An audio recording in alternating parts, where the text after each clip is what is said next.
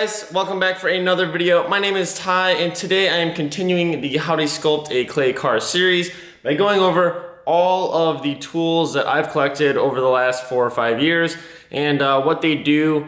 I'll also provide some links down below to a lot of the stuff that we'll cover. And yeah, I'm gonna try to make it quick because this is a really full table. I've gotten a lot of really great feedback on the previous videos. If you haven't watched those yet, go ahead and check out the playlist up there. All of the previous ones are in there. That's full setup, all about the different clay modeling background, yada, yada, yada. All that stuff is in the previous videos up in that playlist. So go there. If you've been watching the playlist and you're a subscriber, thank you for coming back. And hopefully this will help you see some of the stuff that you might collect in your clay modeling career, or if you are just building a model at home for fun, these tools will probably help you out a lot. As you can see, I have a giant table full of tools. This is all the stuff from my toolbox. I just got it back. I'm gonna try to run through this stuff really quick. That way this video isn't like 20 minutes, so let's dive right in. First thing we're gonna look at are rakes. Rakes are really great for shaping surfaces, and also really quickly shaping surfaces in. They come in a variety of shapes and sizes. Some of them have teeth in the edge, well, most of them do, and other ones are just smooth edged. And some of them I put angles on, even go down to some really small, tiny ones like this. And rakes can kind of get expensive. They're usually about 40 bucks per rake, up to whatever you want to spend on them. Cheaper end, probably like 25 or 30 for some smaller stuff.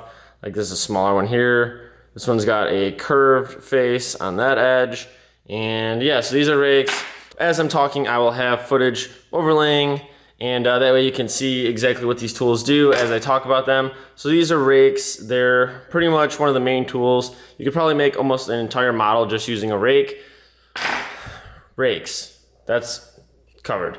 Cool. Next thing we might talk about is loop tools. Loop tools are similar to a rake. You can put teeth in the edge or just have them smooth. These are great for like tighter areas. This one's pretty big. I also have small, that's not a loop. I also have these smaller loop tools. These are ceramic tools. These work great for smoothing out tiny little radii, and also getting into tight areas. So loop tools, helpful. Get a bunch of those. Those would be nice. These are sharpening stones. These are what you're gonna use to sharpen up all of your rakes, your steels, possibly your knives. And yeah, so this is just a diamond pad. I've got a bunch of these. The yellow one is my favorite. You can also get like this one's from Amazon, wherever that brand is. And so sharpening stones, super helpful. You want to have really sharp steels all the time because that's going to give you a good surface. So I'll come over to this end. These are all steels. These are what you use to smooth out surfaces and even out surfaces. We made a little steel out of like a ruler in one of the videos, but these are what they're actually supposed to look like. This one has teeth along the one edge. This is a really great one for leveling out a surface and seeing highs and lows. Majority of my steels though that I've made just have a smooth edge. On one side, they don't have teeth in them, but they might have a curve. These ones we call pickles because they're shaped kind of like a pickle, and the thickness of your material dictates how flexible it is. This one's great for doing like a fender on a full-size car because it's nice and flexible. These are all super sharp on the edge, and yeah, steels are great. You'll use steels majority of the time, rakes majority of the time, and then if we come over here to these Sureforms, I'll grab a couple of these. This is a microplane. It's like a cheese grater, and these are really great. This one's pretty dirty, but it's got teeth, shaves away. If you can find one of these guys, this has big teeth. These are from Japan. Super awesome. With this tool and a rake, you could probably build a whole model, no problem. Got some metal bristle brush to clean those guys out. Moving on. Just some nail clippers, whatever, they're like wire cutters. fishing line for holding lines on surface. I could probably make a whole video on that, so if you want to see how fishing line is used, comment down below. In here, I've got some little metal drags for dragging in a radius or surface. These are some really flimsy, like, I don't know, plastic steels, I guess you would call them. These are just like finishing ones, so they're just really light. These are plastic steels, and these are like fiberglass material. These are all right. I don't really like using these, so I basically just have them for if I need to draw a line on a surface or something, I can hold that up, scribe a line in, and then go from there. Next, we've got knives. I just modify regular kitchen butter knives, and this is a line drawing knife. I put some teeth in there. You can use a Dremel to shape one of these. And this is great for just drawing, scribing in lines, light stuff like that. I've also got a bunch of X-Acto blades. So X-Acto knives. What else do we got? This thing. Everyone always recommends getting one of these. I have never used these ever. This is a form gauge. It allows you to see what surfaces are doing and balance them. Again, I never use this thing. It's just in my toolbox normally. Compass. Some like cheap dividers. These are going to be used for wheel flats. So you can set these and then drag it around that wheel flat. That'll get you that. I'm flying through this. I don't want this video to be super long. I just keep some chisels. These are just wood chisels.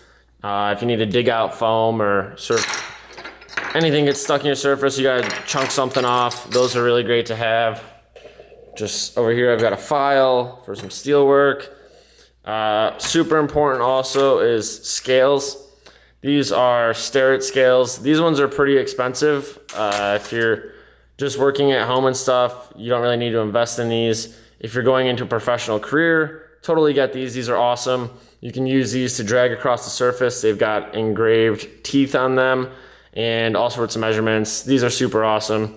They also start at 0 on the end and not like a little space. Super accurate, super awesome. Will last forever. I also, if you're making a symmetrical model, recommend one of these clear plastic rulers. Allows you to balance cross car. You set it on the center line, go like that. Random pens, pencils. These just help when you're running a mill. You have to set up the computer for different directions.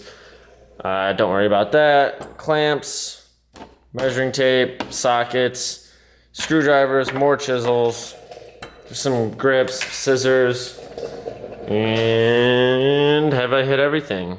Look at that. Oh, here is some slicks for applying Dynoc and foil. These are foam ones. These ones work really well too. And then in here, I just keep a few of these plastic ones that I've made. These are acetate or acrylic acetate, whatever. You just cut those out. Don't worry about that stuff. You don't need that. Those are just for tape. And yeah, so I've pretty much run down everything. If I had to say 3 most important things, well, let's pick 5. We're gonna pick 5. Steels, rakes, scales, Sureforms, these guys, the cheese graters, and knife. Knife is important. This was a cool one I made and then it broke, so this is what it is. Yeah, so those are the 5 things I would recommend getting. I just ran through all of that stuff super fast. There's so much on this table and it's literally been collected over years. And this isn't even close to what other people in the industry carry in their toolboxes. I have like a little bit of everything. There's people that have 50 times the amount of steels, 10 times the amount of rakes, all that stuff. So I'm just kind of sharing what I had in my toolbox and kind of showing the general what these tools will do, how they'll help you. And if you want to pick some of this stuff up, if you're working on your model, cool, that's great. If not, you can get away with the bare minimum. Get a Sureform, a knife from your kitchen, an old ruler, and you can pretty much get rocking like that. With all that being said, I appreciate you guys stopping by to watch this video. Make sure to drop a thumbs up. Drop any comments on any questions you might have. If I skipped over something too quick, I'll do my best to answer and also provide where you could probably pick some of this stuff up. Otherwise, links in the description below on a lot of the stuff. Hit that subscribe button if you want to see more clay videos and also car videos, all that other stuff. Check out the channel. I've got a bunch of different content. If you can't find something you like, then you probably don't like anything. So hit that subscribe button. I'll see you guys next time.